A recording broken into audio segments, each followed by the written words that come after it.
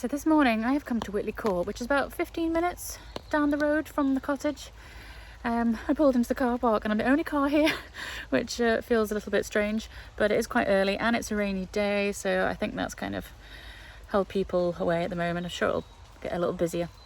Anyway, Witley Court was once one of the finest houses in England. It is a massive, massive place, and it was known as a bit of a party house. It was extremely opulent and lavish, and they'd have all these amazing parties for all the aristocracy and the royals. Anyway, that went on until one night, the 7th of September in 1937, when the housekeeper or groundskeeper noticed a fire coming out of the upper servants' quarters, and that was just blown through the house because there was really high winds, and it proceeded to go all the way downstairs into the reception rooms, and it just completely gutted the house. So today the house is a ruin, which is such a shame. It is now one of England's finest ruins. So I'm going to come and have a look around and see if I can get sort of an idea of the splendour, what would once have been. The church is still, because obviously that was separate, that was untouched. So that is still as it was, and apparently extremely lavish. So let's go and take a look.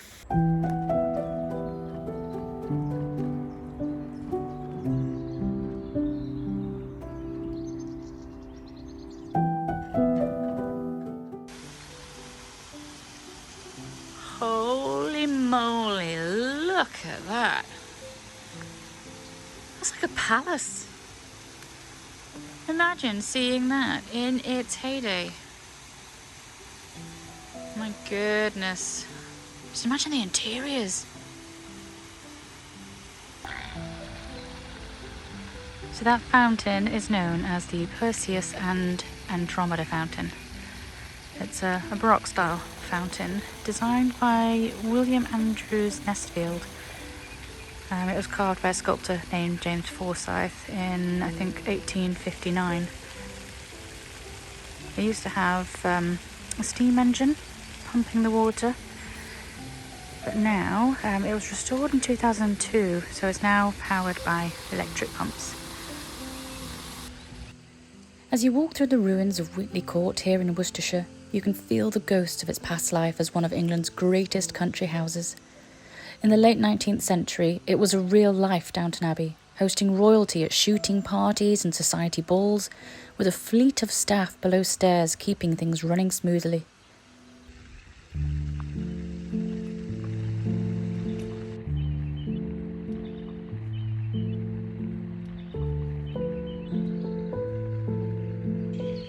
The ruined splendour of Witley Court started life less grandly as a Jacobean manor house. But in 1655 it was sold to the Foley family, who'd made their money in ironmongery, first producing nails and then cannons for the Civil War.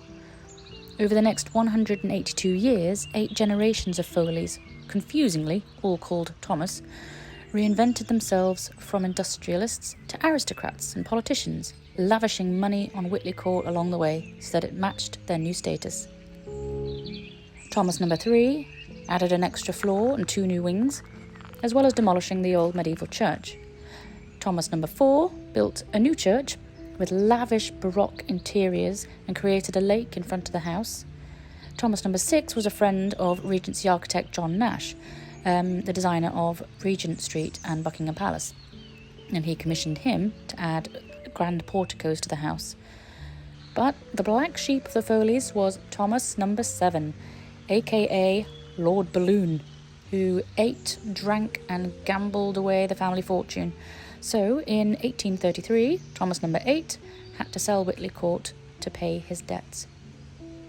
Witley Court's new owners were the Wards, the Earls of Dudley, who had a huge fortune from oil and coal mines in the Black Country, as well as plantations in Jamaica. Ornate Italian style was the peak of fashion, so the whole house was remodelled to match that over the next 6 years. Exteriors were clad in Bath stone, a huge glass conservatory or orangery was built, The gardens were landscaped, elaborate fountains were added, and all 100 rooms were renovated with marble fireplaces and French-inspired white and gold mouldings.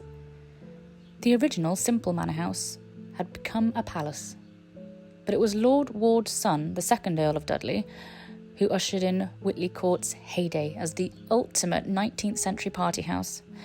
After inheriting the house on his 21st birthday in 1888, he celebrated with a 3-day party, including a ball for 214 guests, lunch for 900 local men, and an afternoon tea for 850 women and children.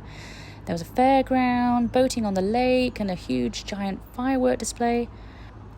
After Dudley married banking heiress Rachel Gurney, Witley Court hosted a string of shooting parties with famous attendees including the Prince of Wales. It took a staff of 100 butlers, footmen, housemaids, cooks, gardeners, stable hands, you name it, to keep the place running. But Dudley was burning through his fortune really quickly. Foreign competition was hitting his business hard, and when his wife drowned in an accident in Ireland, he decided to sell up.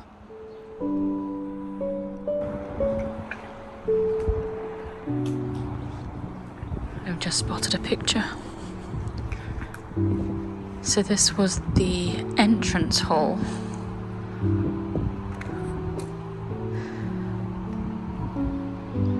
This was it in 1920.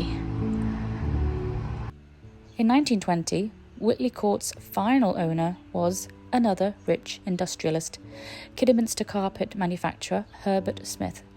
But the house's glory days were over.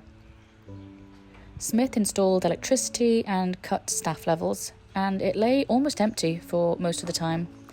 Then in 1937, disaster struck, and a fire broke out while Smith and his family were away. Witley Court's fire hydrants hadn't been maintained, so the fire spread unchecked, destroying the central and eastern sections. Smith's insurers unfortunately wouldn't cover the cost of rebuilding, so Witley Court's grounds were sold for farming. The house's contents, what was left, were auctioned off, and the building stripped of anything of value. Witley Court became derelict and overgrown, and by 1972 it was issued with a compulsory guardianship order, and the English Heritage took over, and it is still in their hands today.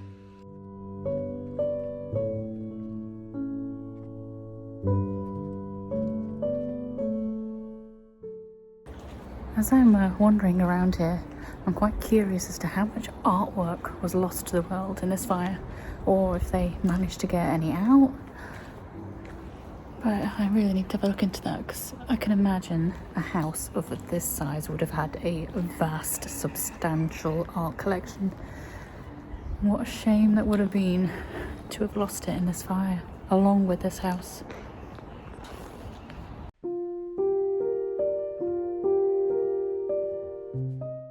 One of the most impressive rooms in Witley Court is the ballroom, which was designed by architect John Nash in the early 19th century. The ballroom is a magnificent space, 21 metres long with a vaulted ceiling. It would have been covered in ornate plasterwork, hung with 8 massive crystal chandeliers, lined with mirrors all along its walls to reflect the glittering light from the chandeliers. The room was used for dances and parties and was known for its opulence and grandeur. It would have been absolutely magical. The walls are obviously bare brick now, but you can still see the remnants of the ballroom's former glory. I remember reading an interesting story that apparently at Christmas, jewellery would be hung from the Christmas trees in this room for female guests to take home with them.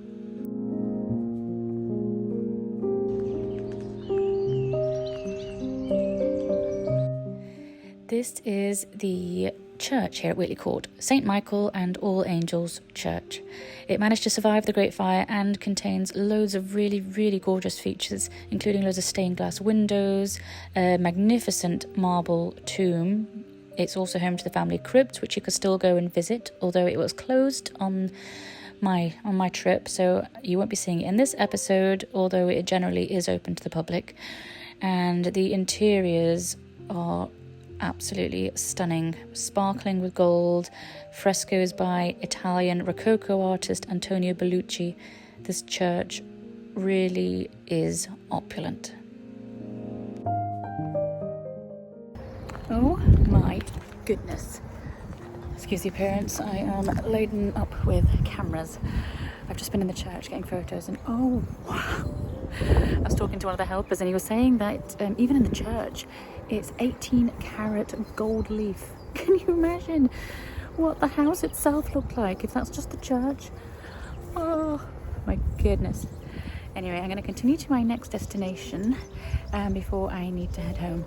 Right, I've arrived at my next destination, a place called Harvington Hall, which I've been wanting to come to for ages. I haven't come across anybody else who's been here yet, but it's a really, really fascinating place with lots of stories, a precious collection of rare Elizabethan wall paintings, and no less than 7 remaining priest halls, which is more than any other house in England.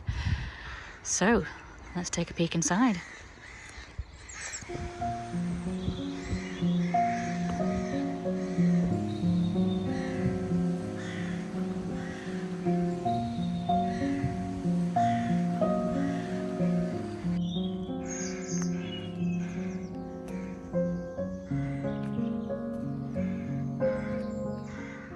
God, had a right deluge on the way here. Absolutely chucked it down. And now the sun's come out.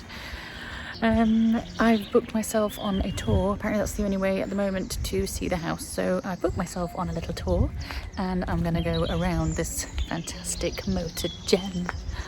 Looking forward to it. Wanted to come here for so long. The side of this building is really interesting. I'm curious as to what that big archway is for, because it's as though things would be delivered and sort of hoisted up there. It looks very like some of the canal boat houses where they would drop goods off. Anyway, look at those windows. Very higgledy-piggledy. I think it's just started raining again. Delightful. Ooh, iris. The first iris I've seen this year. Look. Pretty, pretty, pretty, pretty.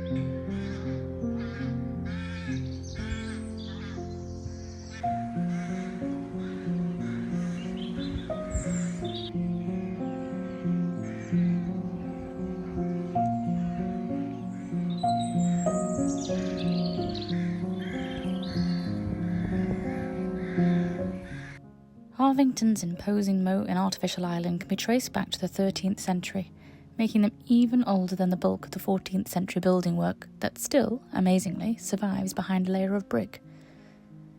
The house as we see it today dates back to the 1580s and was built for Humphrey Packington. Starting at the beginning, Harvington Hall was home to Adam de Harvington, who died here in March 1344. Upon his death, the estate passed into the hands of the Earls of Warwick, and in 1529 was sold to a wealthy lawyer by the name of Sir John Packington, an interesting character who somehow was provided with a special grant by Henry VIII, permitting him to wear his hat in the king's presence, something not permitted to most. No idea how he managed it. It wasn't until Sir John's great-nephew, Humphrey Packington, inherited the estate in 1578 that the Elizabethan manor house we know and love today came into being. Being Catholic, Humphrey was subject to the harsh penal laws of the Elizabethan age. Humphrey was a recusant, meaning he refused to attend the Church of England services on Sundays, as everybody had to. A refusal that initially cost 12 pence a week, but was increased to £20 a month, which equates to about £4,000 today. From 1585, it was illegal for a Catholic priest to step foot in England, making it necessary for Humphrey to equip Harvington with impressive priest halls, which many still survive today. These were the handiwork of the master carpenter Nicholas Owen, an English Jesuit who was the principal builder of priest halls in England at this time.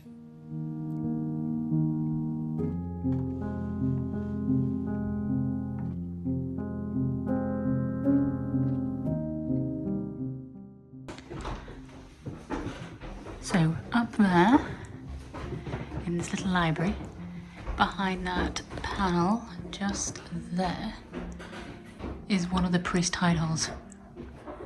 You would never have guessed. It was only discovered in the late 1800s. So, job well done.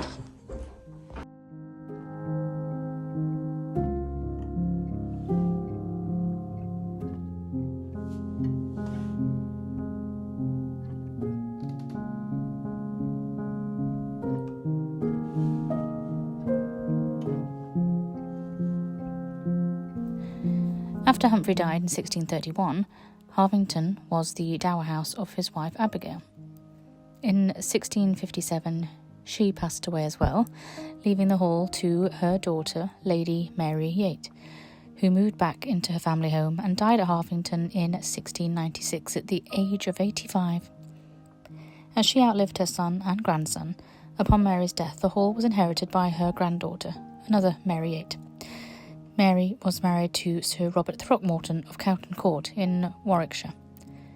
He had very little use for Harvington, so despite its impressive size today, it is currently only half of its original size, as 2 wings were demolished, and in the 19th and early 20th centuries most of the furnishings were also stripped, leaving Harvington in a bare and dilapidated state.